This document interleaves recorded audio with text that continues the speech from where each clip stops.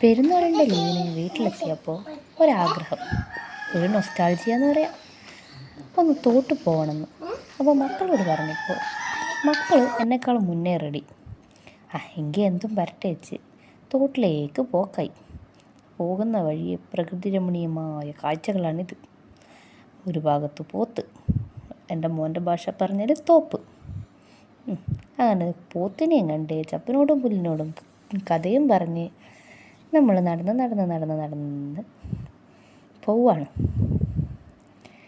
അങ്ങനെ കണ്ട പോത്തിനെ കണ്ട.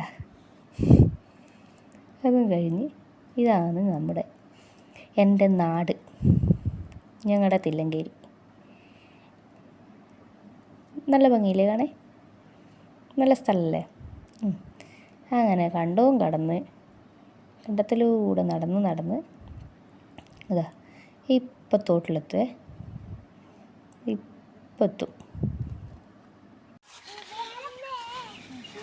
പണ്ട് നമ്മൾ കളിച്ച് കുളിച്ച് വളർന്ന തോടാണ് ഇത്. ഇവിടെയായിരുന്നു ഞാൻ നീന്തം പഠിച്ചത്. എൻ്റെ മക്കളെ ഒന്ന് പഠിപ്പിക്കാൻ പറ്റുമോ നോക്കാൻ വേണ്ടി പോയതാണ്. ബാക്കിയൊക്കെ നിങ്ങൾ തന്നെ കണ്ടോ എന്തൊക്കെയാണ് സംഭവിക്കുന്നതെന്ന്. അങ്ങനെ മക്കൾക്ക് അമ്മയുടെ പഴയ നൊസ്റ്റാൾജിയ കഥകളൊക്കെ പറഞ്ഞു കൊടുത്ത് അമ്മയും മക്കളും വെള്ളത്തിലേക്ക് ഇറങ്ങി. അങ്ങനെ വെള്ളം കണ്ട ആവേശത്തിൽ നമ്മൾ ഇറങ്ങി അങ്ങോട്ടും ഇങ്ങോട്ടും മേത്ത് വെള്ളമില്ലാക്കി കളിച്ചു തുടങ്ങി.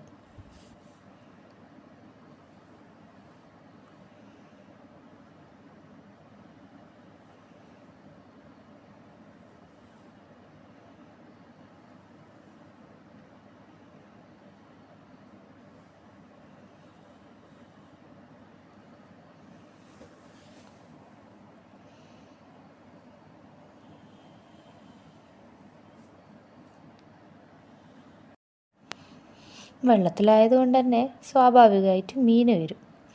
മീൻ വന്ന് കാലിനൊക്കെ കുത്തി ഇക്കിളിയാക്കാൻ തുടങ്ങി. അപ്പോൾ മക്കൾക്ക് അത് പുതിയൊരു അനുഭവമായിരുന്നു.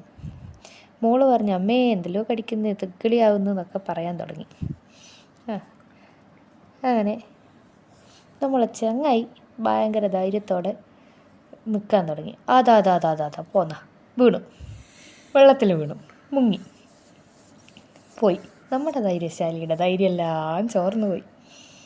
അങ്ങനെ കൊണ്ടേ അവിടെ നിർത്തി ഉപ്പായോ അയച്ചു.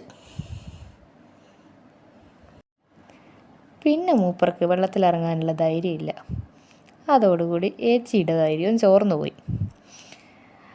അപ്പം ഞാൻ ഇവരുടെ കളിയൊക്കെ അവസാനിപ്പിച്ച് ഞാൻ അലക്കാനും പോയി. അതിൻ്റെ നടുക്കല്ലേ വെള്ളത്തിലിറങ്ങുന്നില്ല എന്ന് പറഞ്ഞൊരാൾ നീരാടാനിറങ്ങി. പിന്നെ ഈ മനുഷ്യനെയും കാത്തിരിക്കാൻ തുടങ്ങി. അങ്ങനെ കുളിയും കഴിഞ്ഞ് മീൻപിടുത്തവും കഴിഞ്ഞ് മീനുമായിട്ട് നമ്മൾ പോയി വീട്ടിലേക്ക് തിരിച്ചു പോവുകയാണ്. കണ്ട മീനിനെ കണ്ട, നമ്മൾ പിടിച്ച മീനാണ്. നൊസ്റ്റാൾജിയ പണ്ടത്തെ. നമ്മൾ തിരിച്ചു പോവുകയാണ് വീട്ടിലേക്ക്. Okay, by.